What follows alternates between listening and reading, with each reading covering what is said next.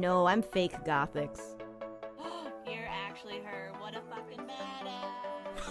Character customization. Okay, first of all, I clicked new and it made me Caucasian. Like the Highest Hope Foundation of St. Jude Children's Hospital. It's a very nice organization, okay? To stream on his own channel with, of course, heavy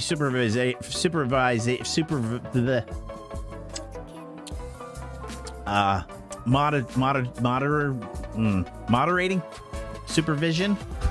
More wiping on Zamaja +1 to come. Don't forget! Jesus Christ! And you can hear it echo in your mind. A long, hard wooden staff.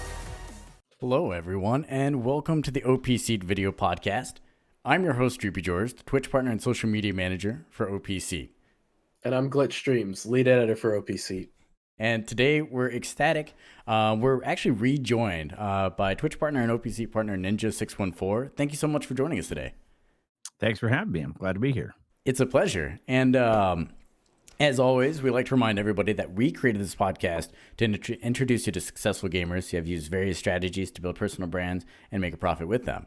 Now, please make sure to like and subscribe wherever you enjoy your live streams, your podcasts.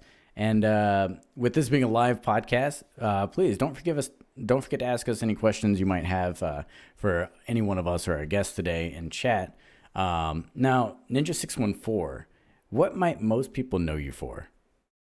Predominantly Elder Scrolls Online. That is where I started streaming. It's sort of my home base on Twitch, and I've been working on various things with the developers over the last couple of years. And earlier this last January, if you caught the ESO Live announcement of the Elsewhere chapter out in San Francisco, I was on the after show with Rich Lambert, Gina Bruno, Jess Folsom, and Jibs and Cash from Lore Seekers Cast, and we talked about the new chapter and things like that. So yeah, Elder Scrolls Online would be the place where you've probably seen or heard of me.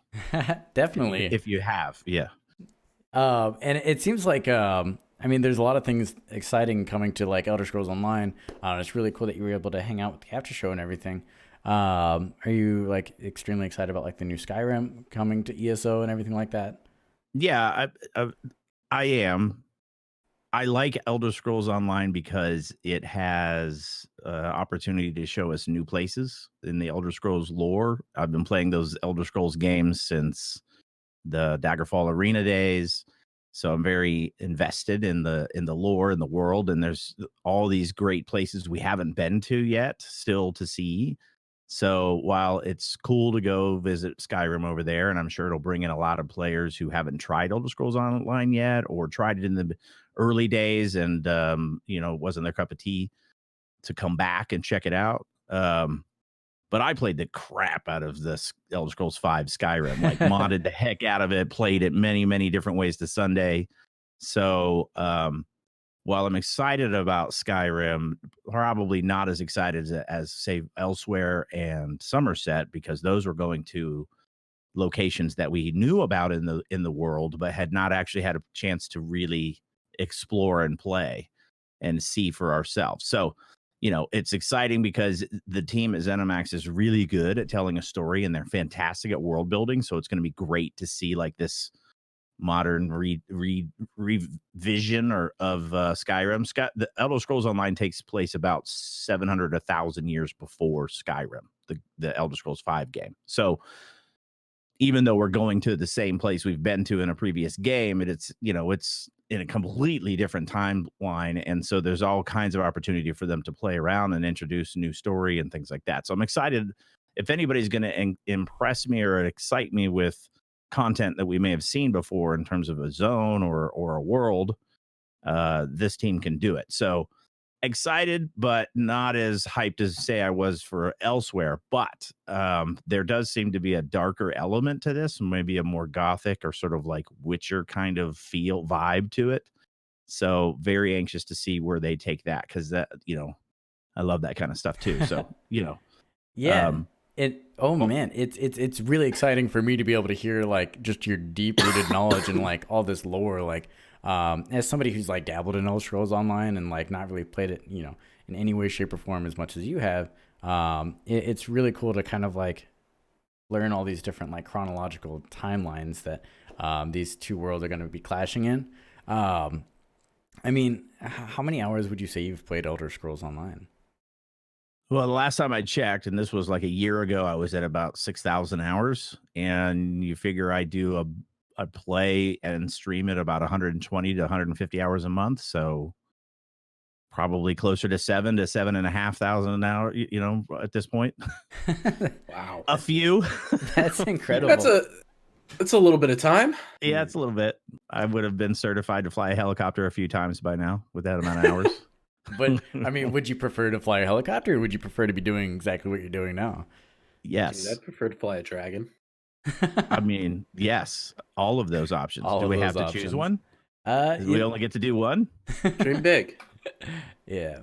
I mean, taking everything back a little bit, for those that may not have seen you in the last episode of the OPSEAT podcast, you've put this amazing amount of time into your stream, your content creation, everything, and you've done amazingly well with it. But how and when did you start streaming? My first stream was on July 27th, 2017. And it was really just didn't announce it to anybody, didn't make any deal. I just fired it up to see if I would like it. And I think I had 3 or 4 people total that night. First couple hours talking to nobody. But after that 3 hours, I ended the stream and knew right away this is something I wanted to do. And talked to my wife that weekend and said, I got this crazy idea. I want to try my hand at streaming. I want to see what happens. And give me 6 months, but I would ask you to run interference with the kids and things like that. And because I want to treat it like a second job, I want to put like all my energy into it.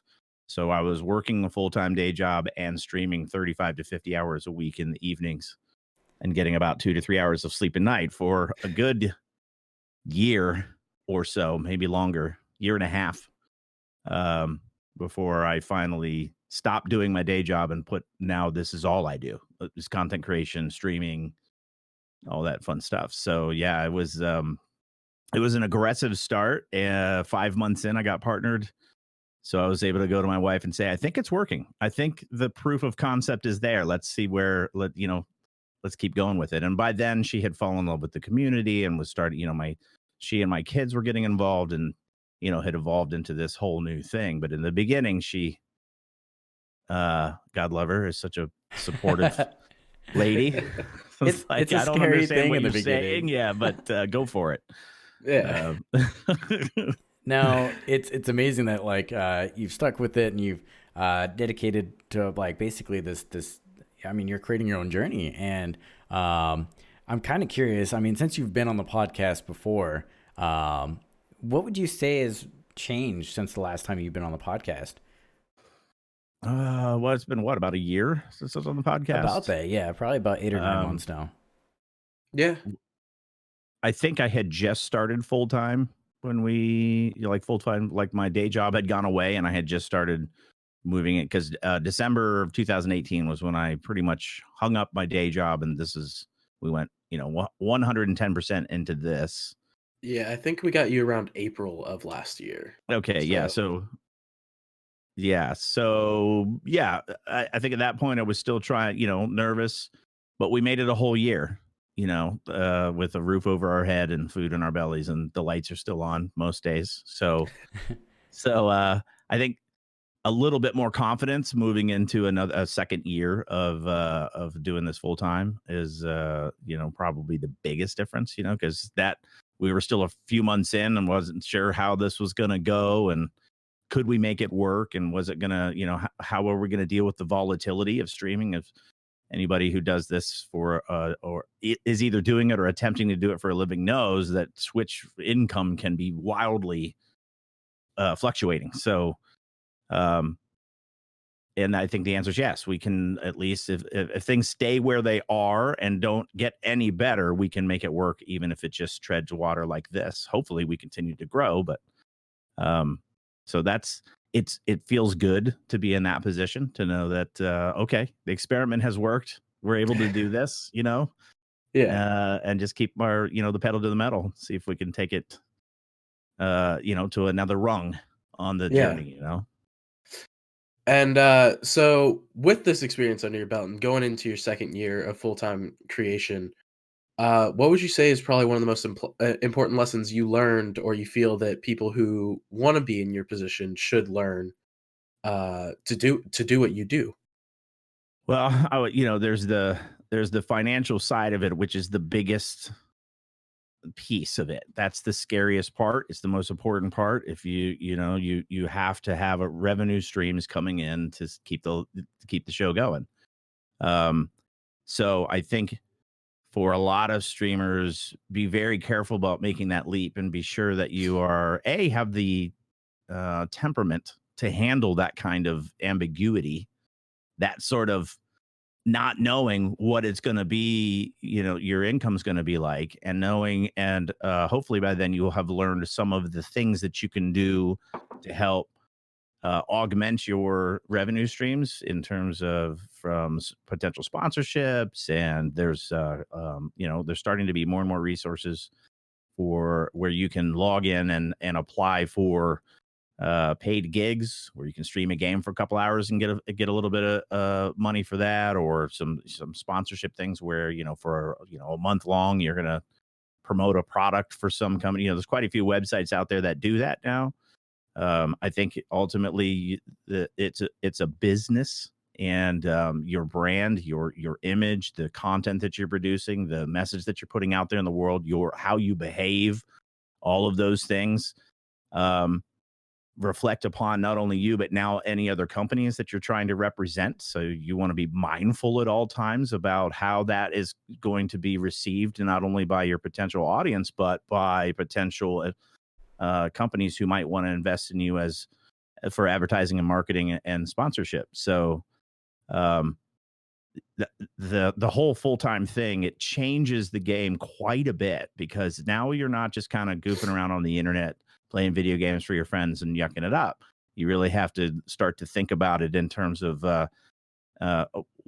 what am I going to do if, because your audience is going to fluctuate, as well as the revenue that you get from your audience. And so if you're counting 100% on your audience at all times for all the revenue, what happens if you have a bad month and you've got nothing else coming in? You might find yourself in real trouble. So I think anybody who's considering going in and doing this full time, you either need to take some courses on business, or take a crash course, get some books, get educated, do some research, have some discussions with other streamers, but don't go into it with you had a couple months of success and now you're ready to quit your day job. Like really think about what that means, and dive into the analytics of your channel and take a look at where particularly if you've been doing it for a few years, get a history of what are my strong months, what are my weak months, what was going on during the games that I liked to play or in my life that might have caused these changes in revenue, and then really make a plan, just like you would a business plan of, this is what I'm planning to do, this is the kind of schedule I'm going to have to keep, these are the kinds of numbers I'm going to have to try to hit in order to stay on the air. If that makes any sense. Yeah, it makes a lot of sense. As a streamer myself, one of the hardest parts was learning how to diversify basically your revenue portfolio, so you didn't have to worry or rely too much on the audience. But I'm also really curious about just the amount of time that you've spent basically perfecting basically how you stay afloat and everything through basically a single directory with ESO. How do you avoid, burnout and things like that when you're trying to make sure your audience is always entertained, or that you yourself are always entertained with this game? Is it just the deep love for the lore and like the new expansions coming out? How do you kind of balance the burnout? Well, it definitely helps that Elder Scrolls Online, in terms of an MMO, every quarter puts out new content. So at least every quarter you've got something new to look forward to. And where a lot of MMOs, it could be a year or two before you see any major content released. So from an Elder Scrolls standpoint, you do have that now some of these DLCs that come out, they don't add a whole lot of extra things in terms of time, in terms of stuff that you might get 2 dungeons in a DLC, where you're not going to do 3 months worth of content in 2 dungeons the entire time. But it does, there's balance changes, there's other systems and quality of life improvements and things that happen. So there's all these little things that you can be talking about, that you can be looking forward to, that you can be practicing on the test servers, and then when they go live, you can work on the achievements. So there's that. There's not every game is like that, but thankfully, in the case of Elder Scrolls Online, you have this regular schedule of new content coming, which really helps in terms of maintaining some level of interest and hype and enthusiasm among your audience, because you're excited about it yourself as a streamer, and they are as players, because it's new stuff, right? Everybody likes new things to do in a video game. But that doesn't always stave off burnout. And when you're doing something 120 to 150 hours a month for years, like I have, there's no way to avoid burnout at all if you don't do anything else to do it. So I've actually been calling myself a variety streamer with a heavy focus on ESO. So when I start feeling really burnt, I'll spend 2 or 3 days a week on my schedule playing other games. So another game comes along that I'm interested in, I just go ahead and, that's scary for a lot of streamers, particularly if you're a one directory streamer and you're used to certain types of numbers that exist in that stream, because you're known in that community. When you go live, you've got a lot of regulars, as well as a lot of others who hang out in that directory alone. I know I have a huge portion of my audience that if I'm not playing ESO, they don't come watch what I play, because they're only interested in ESO content, and that's fine. But you have to be aware of that as a streamer, and go ahead and be willing to take those numbers hits and not worry about them, and just go in and have a good time, because this is an investment in longevity. This isn't an event, it's not you're not doing this because you're trying to hit numbers. You're doing this because your own mental health, in order to be a good streamer in your favorite game, becomes more and more important the longer you go. And if you reach a certain point where you're pissed off, and you are burnt out, and you're getting resentful towards the game, and maybe even resentful towards your audience because you feel trapped there, and you're not doing anything to offset that, then it's going to come out. And even, if you're faking enthusiasm, if you're faking that you're happy, or if you're faking that you're having a good time, your audience knows that. They can pick up on that, especially your regulars, the ones that watch you all the time. And ultimately, they'll say that they support you and watch you, whatever you're doing. But if they're picking up on your energy and feeling kind of like just and on edge, and not really, if they're picking up on what you're projecting, which is I'm not really enjoying myself, I'm just going through the motions, I'm phoning it in, kind of streaming. If you do that for too long, you'll see your numbers start to drop off in your favorite directory. So the most important thing is you have to keep yourself in a state of being in a good mood and willing to do the work to stay on the air, which means you better find some other things to do, which means sometimes you just have to take the hit and play these other games, even though your numbers may be less than half of what they normally are. Know that those people are your diehards, and you treat them with a special amount of acknowledgement and friendship, and just general, like, oh my gosh, thank you for watching me play a different game. And make sure that they know how much you appreciate that. And then just have fun with it. Enjoy the fact that you're playing this other game. Check it out, try all the different things and do the stuff. I recommend, if you're doing an open-ended game like an MMO that is going to, go on forever, and it's your home game, try to pick other games that have stories that begin and end. So you can complete a main story, and then you can bookend it. We did that chapter. That was neat. And then you're right back into your other game. And what you'll find is you go through a few weeks of doing these variety streams. When you come back into your home directory, all of the people that miss you are super excited to have you back, and you're energized because you spent a few days away, kind of on a little mini vacation in a way, playing a different game. And your energy gets renewed, and it allows you to sustain this over the long haul, because there's going to be periods when that game has major releases and major chapters or expansions or whatever you want to call them, where you're going to be doing all your time on that game, right? And if you don't make sure that you're you've given yourself some room to not be sick of it by the time the exciting thing happens. When it's time to be hype, you're not going to be feeling it. And then you're right back in that situation where you're faking it and your audience will know. Yeah. So you got to be careful about it. It's a brilliant way to look at it from the standpoint of both, being refreshing for your audience and for your own mental health as a streamer. That's something I've never actually looked at it like that before. If you're doing a variety stream to, have those games that start and end instead of like, I guess a lot of people, they typically play open-ended games. You could play battle royales and Call of Duty games and things like that. And those don't really have an ending. So I really love that approach of, when doing variety and having a home base in the MMO. That's where the smarts kick in right there. And it's this ability for you to learn all these things. I mean, did you kind of figure all this stuff out on your own, or was there a place where you found resources to kind of teach you some of this marketing stuff?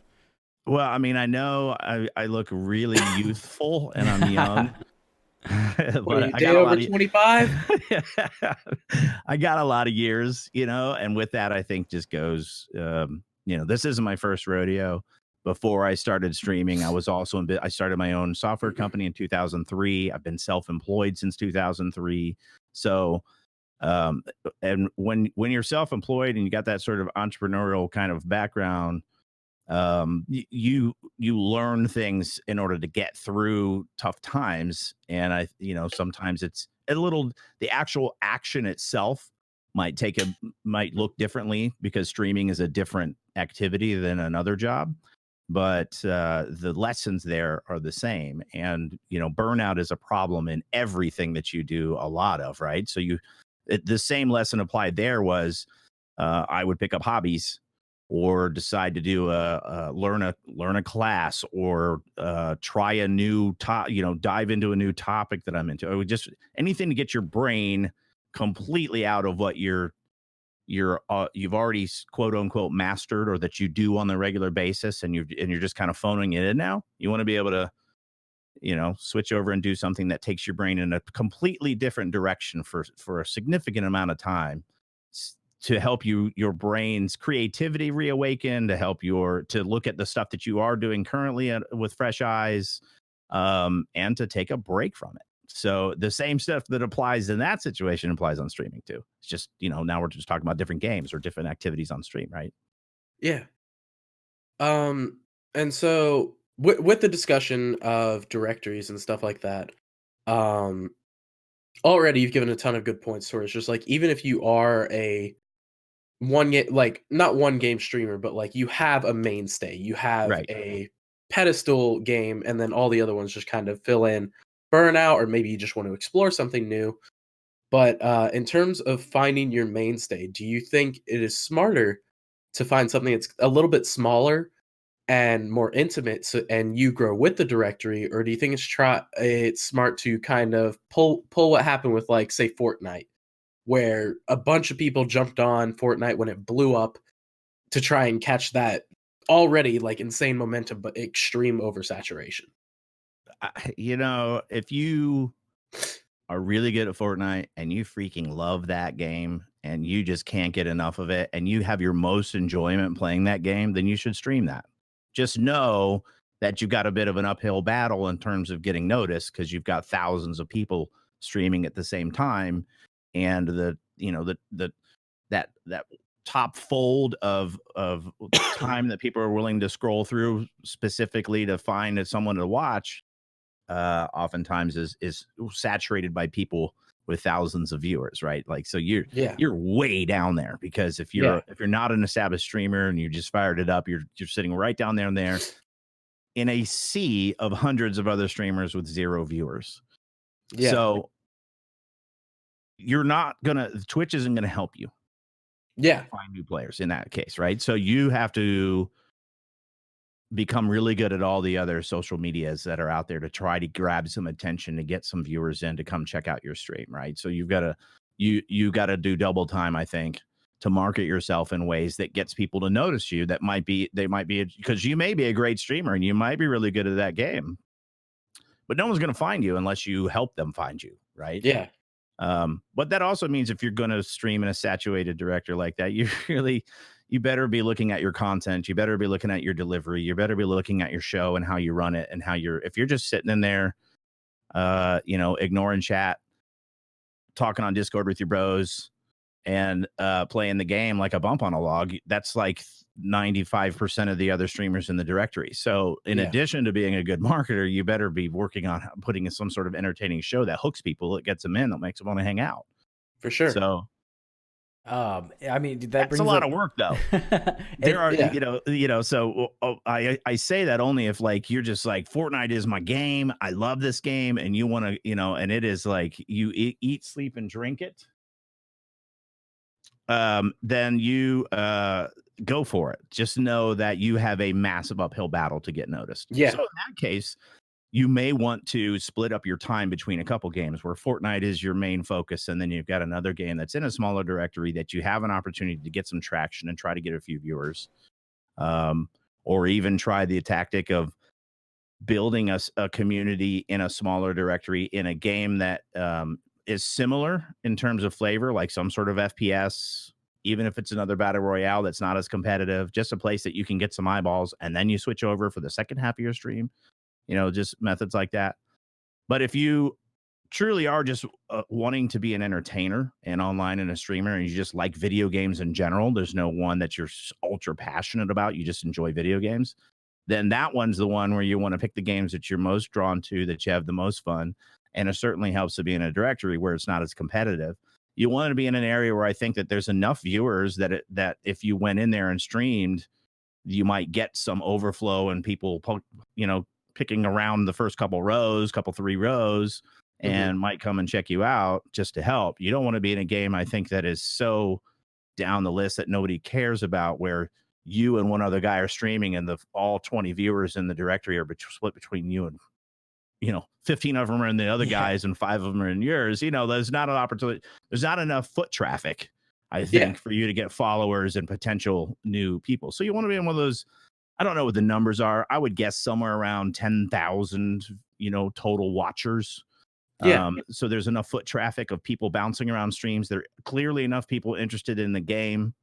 And when I say 10,000, you don't want to have somebody with 7,000 people on the first stream, and it's like you're talking 10,000 where the first row is split up nice and evenly, and you just got to and look at that game, and that's one strategy. You can go that route. For me, when I decided to stream ESO, it was my favorite game. I'm an MMO veteran. I was playing MMOs since EverQuest. It was an easy one for me to get in and stream.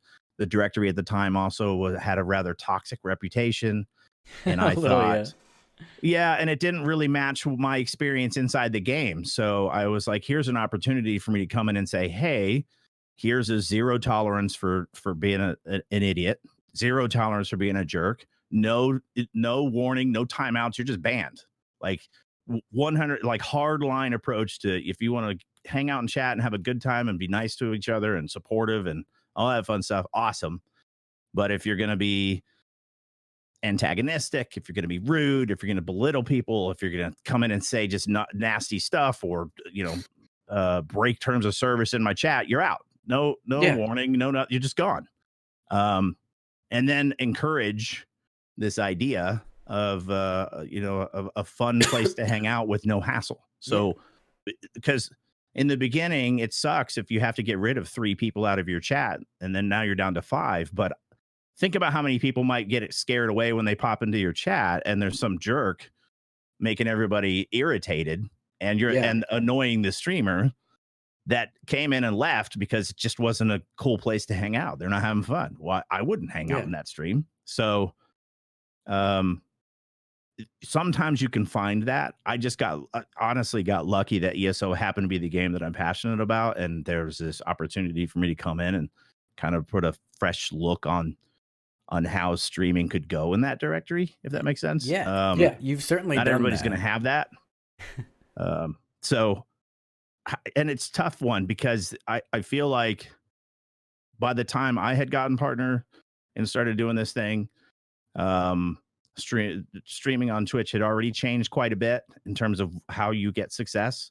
And even since I've been partner now, I just celebrate, well, today is my 2-year partner anniversary. In fact, today. Oh, look at that. Congratulations on your partner. So 2 years ago today, I got the email. Happy anniversary. Well, heck yeah. So,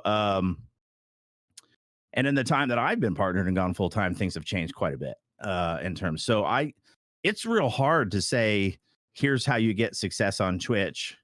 And there's also some very knowledgeable streamer coaches out there that are covering the basics. But nobody knows. You never know what's going to work, what isn't. So I think you have to be willing to constantly adjust and try new things and stop being afraid to go out on a limb and have it completely flop, because I can't tell you how many times I tried a thing that I thought was going to be amazing and it totally just fell on its face. And then other times I did stuff as like a goof and now it's a thing that we do all the time, So, now I'm curious because this is your 2-year partnerversary, and right. As somebody who's basically amassed like a really quality audience, and you're recognized as one of the top ESO streamers, not only from companies like ZeniMax, but like analytic wise on like Twinge.tv, you can see a list of the top ESO streamers, and you're on there. You're always typically like in the top 10, and there are hundreds, if not thousands of people who have tried streaming the game. Now, one thing that I realized that Twitch definitely has changed in the past couple of years, and they're always making slight adjustments that may or may not work. Maybe they think it's going to be amazing, such as the ability to now, when you're going through like when you're browsing for new streams, you don't only see it from like highest, lowest viewers. You can do it by recommended channels. You can also flip it from like lowest to highest. Have you felt in any way, shape, or form that has benefited the channel at all? If it is, I don't feel it. I haven't, it's not like, oftentimes when there's a major change, you can look at it and look at your metrics and say, oh, right around the time when this change happened, these things happened to my numbers. Right. I don't remember that ever sticking out of because I look at my analytics, every day. I look at them at the end of the month. I compare month over month. That's, in my previous software company, we did a lot of report writing and analytics kind of stuff for marketing and advertising companies that needed to be able to pull data together and make decisions. So by osmosis, I learned a lot about how to look at these metrics and understand, help make the story about what all that, connect the dots, about how that. And honestly, I don't remember ever having any blips or any major changes to anything based on how that stuff works. And honestly, when I say Twitch is changing, I don't think it's so much about how Twitch is behaving as it is the audiences are evolving. The culture on Twitch is evolving. It seems like there's been a few big waves of people getting into streaming and pushing for partner, and then dreams die and people walk away. People get partnered, but then for whatever reason they fall off a cliff or just disappear. There's these big waves, these big humps where you can see that enthusiasm. And I think right now Twitch is in this kind of weird place with YouTube gaining a little bit of traction, Mixer making some noise. I don't know that they're really stealing any views from any of the other platforms right now because their numbers haven't really changed much, but they're certainly injected a conversation. And I just think that the overall audiences, it's become much harder to grab. And I don't really have any data to back this up. It just feels like it's become extremely difficult to find new viewers. I agree with that. I definitely agree. Yeah. I feel like people have come into Twitch, they found the streamers that they like, and they pretty much watch those streamers, and that's it.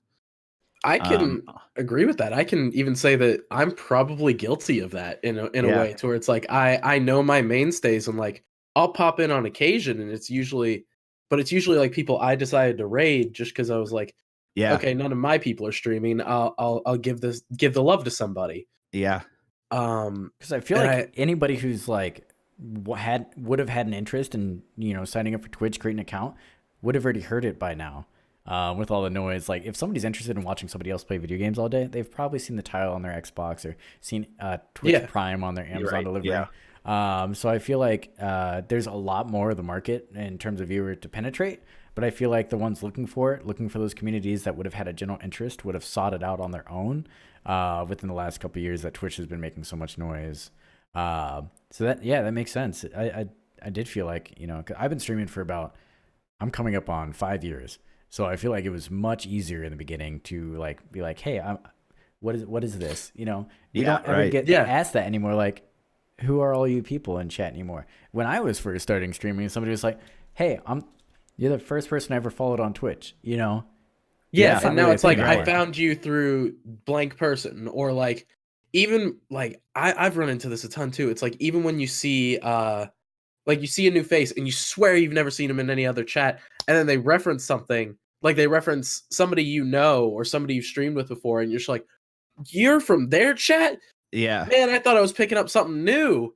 But Yep. like I definitely feel like it's a YouTube situation. Nobody's gonna ask you what's YouTube. They know about Twitch, they know about YouTube, and they're probably already following the people that they follow, and then they go from there.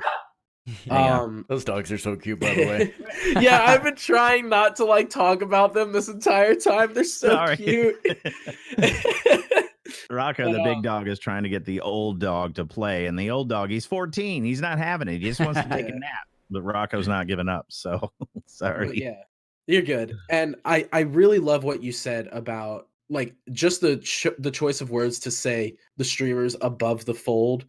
And for those of you that might not be as old as us, above the fold means when a newspaper, if you know what those are, is folded, it's whatever information is on the top half of it. You are going to see that first. It is what advertisers pay for. It's what news lines pay for. Yep. And it applies even to this day. You are going to follow the streamers statistically that are above the fold. Today I learned. If you got to scroll past maybe like 3 spins of your finger as you're going down, you're probably not going to go much further. You're probably Assume you're not above the fold. Yeah. Outside of after that like third spin of your mouse wheel to get as you scroll down a page, that's now you're below the fold, and the odds of you paying attention to and actually diving in it, unless you're one of those streamers, God bless you, that goes out there and I'm going to look for a streamer with 5 viewers or 0 viewers today and pop in and say hi. That's awesome. But most people don't behave that way. They're looking for quality, entertainment, right? And so the only metric we really have on Twitch is to look at how many viewers are looking at a channel. That's really the only thing you have to gauge before you go in. So, and I don't know how you fix it. And I think Twitch has got very smart people trying to figure out how to fix that, but I don't know that there's an easy answer. And I feel like another reason that you kind of run into it is because of how many platforms have come up. Like, not only are you choosing, but it's not exactly like YouTube. It's like YouTube, if you're going to go watch recorded content, you are watching it on YouTube, and you can find new people, and it happens a lot more often. On Twitch, it's a 2-tier system. First off, you have to choose the platform in the first place. So with the alternate platforms, Twitch, YouTube's coming to the game, Mixer, even Facebook Gaming, they've all kind of found some steam. And so do you feel like that makes any sort of difference, that like there are multiple platforms, there's a competing platform, and then you're competing within the platform that's already competing as well? So like, what keeps you on Twitch, and do you feel like there's a legitimate competition just between platforms, or do you feel like it's another situation of just we choose and then we go where we want to? I don't think we're there yet. I think the whole live streaming thing, this weird thing that we all do, that this crazy fun thing at holiday dinners when people are like, so what do you do? And you're trying to explain it. What you see. It's I don't think we're there yet, because this is still the Wild West, and it's still kind of the cutting edge. Yeah. So if you look at the numbers, on any given night, primetime Twitch might have between 900 and 1.2 concurrent viewers on the platform. You look at Mixer, it's got 100,000. That's not competition yet. YouTube, their numbers are growing. You know, of the overall concurrent viewership, I think their share is somewhere between 15 and 20%, which is actual competition. Not a lot, not scary, but it's competition. And I think the only reason why YouTube hasn't already dominated is because their live streaming system sucks. It's a bad experience for the viewer. It really is. It's hard to find streamers. The chat's terrible. It's just not an enjoyable experience. So there's no theater mode. Yeah, there's right. You know, the interface is awful. Finding streamers is awful. The chat sucks. And so that's because if you think about the amount of concurrent viewers on YouTube at any time in comparison to how many concurrent viewers are on Twitch at any given time, it's as bad as Mixer versus Twitch. You know, like how many people are watching YouTube right now? Millions. Yeah. Like tens of millions, sometimes hundreds of millions of people watching videos on YouTube at any given moment, compared to at prime time biggest, we got what, 1 million, maybe 12, 1.2 million people watching on Twitch. It's not even, so if YouTube got its act together and actually created an interface that truly actually competed with Twitch, they would overnight dwarf everybody else in terms of their ability to attract streamers, attract viewers, because it's all there. You're already there. People are already on YouTube, and they're already looking for content they're interested in, and how easy it would be if they did it right to get people into to watch on YouTube. So right now Twitch is the 800-pound gorilla, but if YouTube, the sleeping giant, ever decided to really dive in on the live streaming front and truly go after it, Twitch would be in trouble because YouTube already has the audience, global, massive, household name audience ready to go, so I don't think we're there. I don't think the other platforms are truly, really, those of us who are into streaming, either as viewers or streamers or both, will sometimes pop around and look at the other platforms, but we all have and we're aware. I don't go to YouTube because I can't stand the interface. So I don't, Facebook gaming, what is that? Even worse of an interface. Holy crap. It's really bad. So at least Mixer's interface is engaging and good, and it's not a bad experience. And in terms of a viewer and an audience and watching a Mixer, I feel like they really do get it. They understand that what Twitch has figured out is that it's really got to be a good experience for the viewer to hang out there, and fun stuff for them to do, and ways for them to interact with both the chat and the streamer. And that feels rewarding and is comfortable and is flexible in terms of how you want to view it. So, we're not there yet. And I think streaming in general it's not a household name. People still don't know what it is. So the opportunity for growth for all platforms on live streaming is still sky's the limit. We aren't even scratching the surface of how many people could be coming and watching these live streaming shows. So many people just don't even know what it is and don't have any idea how much fun we're having over here. They contempt prior to investigation, right? They just write it off before they even try it. I did the first time I heard about it. Here I am, a professional streamer. I do this, but when my kids first told me about it, I was like, that's stupid. Why would you want to watch somebody else play a video game that you already own, that you could play yourself? Yeah. And I totally wrote it off. So, and most people, I think that way. Yeah. The majority of people on the planet, because they just haven't figured out what we've figured out. This is actually amazing. Yeah. So, one thing that I think the one thing that you hit on was that YouTube has the audience to completely dwarf Twitch. But do you think it has the creator relations to do that? Because I feel like the reason we gravitate towards Twitch is because they do so much to make sure that the creator is able to grow and is able to feel comfortable. And that is something that Twitch or YouTube, especially right now, has no creator relations whatsoever. I didn't say I was worried about YouTube doing that, because if they decided to actually learn from the other streaming platforms and actually go all in and actually do a decent job at it and really switch up their business model, they would dwarf it. But YouTube and Google in general has this, I don't know what it is, but there's a reason why there's a website out there that has it's literally the Google graveyard that has the hundreds of initiatives that Google and or YouTube have put forth that have been subsequently shut off, no longer supported, and is now listed on this website as another casualty of Google and YouTube trying something, not really going all in, and then giving up on it. So, I mean, Yeah. how many messaging platforms has Google just completely? Right? I mean, there was what, Google Guys, Allo. There was. Rest in peace. I think even Google Hangouts is Yeah. not even going to be a thing. It's No. going to be more of like Yeah. a business, like kind of like Zoom. Right. Skype.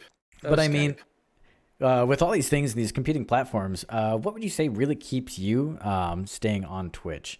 Like, let's say if YouTube like rose up overnight, would it be the audience that'll keep you on Twitch, or would it be kind of like you hope to bring the audience into something that will help you get to that next rung on that ladder? Well, I mean, I'm an exceedingly loyal person, and when I'm treated well and I feel like I'm, given respect and freedom to do what I want to do, I'll stay loyal, not only like with people, but in business and brand relationships as well. So I can't imagine walking away from Twitch unless two things happened. One, YouTube suddenly really did become a truly great, attractive place for the viewers. Like, I don't care how, what you're doing for the streamers. If the user experience to come and consume my content is awful, then I'm not really interested. I don't, Yeah. whatever you're offering me, fix it so that the people that come to hang out and consume my content feel comfortable and are having a good time, and they're not annoyed by a crappy interface, right? Mm-hmm. So I think, that would have to happen. And then the other side of it, things would have to go really south on Twitch. Like, I would suddenly have to feel unsupported. I would have to feel disrespected. I would have to feel like I'm not important, and I would have to feel like they have lost their way in terms of making sure that the experience is a good one for both the creators and the audience, the viewers. So, even if YouTube, but this is a very hypothetical, made up fantasy land that you described, that YouTube would ever come close to pulling something like this off. Now, Mixer could get there someday, but I think we're talking, 3 to 5 years before Mixer really grows to a certain point where it could be considered competition. But more importantly, I think that would be good for everyone, because that probably means the needle is being moved for everyone that is consuming live streaming content, which is only going to mean great stuff for all of us. Yeah. And the streamer wars, in terms of the people that are getting, poached and paid for, and, these contracts, that gets the whole streaming thing in the mainstream discussion, in the news media and things like that, which only helps to get people to go, well, these are some awfully big numbers these articles are talking about. Maybe I should go give it a look. What is this about? You know what I mean? I think we're just in this weird saturated spot right now where, for whatever reason, the overall total amount of people consuming live streaming content is just stagnant or maybe dipping a little bit. That won't stay forever, but right now we're all feeling it, because it's already a competitive place. And when there's no new blood coming in to help kind of like grow the whole platform, everybody's settled into who they like to watch, and it becomes very lateral in terms of everybody's growth platform. If you look at everybody's numbers across the board, it's been a while since I've seen somebody go from relative obscurity to suddenly skyrocket. Everybody's just kind of hovering about where they are. Yeah. Just kind of staying there. That makes sense. Weird. And, honestly, I love the fact that you described yourself as, loyal to the community, the audience, and the platform, because I feel like anybody who's watched you or heard about what you do could definitely describe you as loyal. I mean, you've been loyal to ESO for such a very long time. If you can't figure out another way to describe somebody as loyal, I mean, just like look at the hours in ESO with probably over 7,000 hours. And it makes sense. Now, like with streaming and everything, I'm sure over the years where you've been, dedicated to the directory, and you've been, avoiding burnout with variety streams, anything like that. Has there ever been any things that, didn't necessarily go the way that you had hoped? Like, was there like a big learning moment from the year or anything from the last time that we talked? I think for me, the biggest in terms of a talking about treating your stream and your brand as a business, was that I realized that being tied to the ship of ESO, Yeah. for good or bad, is a double-edged sword, because when the game is hype, I'm there positioned in a place for growth and for, attracting new audience members and introducing new people to the game and having a good old time. When controversial patches come out, sometimes a couple in a row, and the audience, the players get extremely frustrated or apathetic, even worse, and start walking away from the game and the directory en masse, now my channel's viability and strength took a huge hit. Yeah. So as much as I love that I have this wonderful game and this community and this relationship with the devs now, and it's still for the foreseeable future will be my home base, I've discovered that I really have to think about other ways to grow my brand and my audience and my content that I'm creating. I need to leverage other platforms. I need to get back into my YouTube stuff. I need to resurrect that channel and get that moving again. I need to do a better job on the other social media platforms. And I need to really add even more variety into my streams and try to work with these other devs and see if I can get involved in ways where things are on the ground floor in the beginning, to try and just get exposure to new potential audiences and train my existing audience to the idea that I'm a variety streamer with a heavy focus on ESO, as opposed to here's Ninja614, Mr. ESO, which is, I'm okay with that. But this last year, we had the scenario that I just described happen, and it's a glaring hole in my business model, right? What happens if the one game that you really love suddenly falls off a cliff? And it happens. You hope it doesn't, but it does. And even if the game is still great in your mind, if the audience has left, if the players have left, if the game is in serious trouble and you're now stuck there and you've done nothing to help, get your feelers out there and work with other developers and other creators and other streamers, and done all these things to diversify and give yourself a place to land, you could be in real trouble. So I think that's the biggest thing that I've learned here in the last 2 years was, as a content creator, you got to remember loyalty is important, but don't be it to a fault, where you are not also exploring other options and making sure that you're growing, not only in one direction with maybe a game or a type of content you do, but in all directions, so that you have an opportunity to gain. You have an audience members who are watching your content because they're vibing with you as a streamer, not what you're playing, if that makes sense. You want to try to, and that exposure game is about finding other like-minded viewers who enjoy you as an entertainer and what you're playing becomes secondary, versus you just being this really great streamer in this one particular game because you're really good and knowledgeable about it. Yeah. I couldn't have said it better myself. Yeah, like don't put all your eggs in one basket, It's just one of those things, like just have really nice baskets everywhere you go. Yes. Right? Put eggs in a bunch of baskets. Yeah. Yes. I feel like that's the biggest mistake that a lot of streamers make, is they think that the game makes them. But really, if you're going to put all your eggs in one basket, you need to be that basket. At the end of the day, no matter what is on your channel, it's always going to be you. So if you're going to bet on something, bet on making yourself the most attractive part of your channel. Very much so. 100%. Make the reason why they come to your show is because they wanted to hang out with what you have to say. Yeah. And not everybody has that though. And some people are just really good at a game. Yeah. Or they're just really good at video games. And a few of them are really good at all video games they play. And those streamers have risen to the top relatively quickly.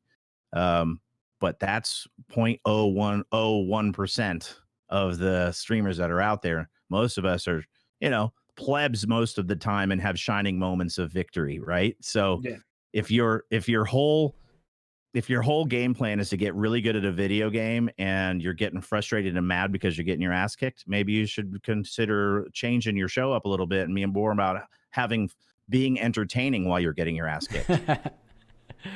That's just factual nature right there. Yep. 100%. And honestly, it's been an absolute pleasure, like getting to hear all of this this wealth of knowledge, and I very much just enjoyed basically just hearing your insight, and just amazing. We didn't have to ask too many questions, and you basically just enlightened us, and it was wonderful. Well, I'm a streamer, man. You have to pay me to shut up. And then we say thank you. But Ninja614, it's been an absolute pleasure having you on the OPSEAT podcast, and it's been amazing being able to like see how you've just like maintained just massive momentum throughout the entire year, and not a lot of people have been able to do what you've done in any way, shape, or form. So again, absolute pleasure. I appreciate it. Thanks for having me on, guys. Thank you. Absolutely.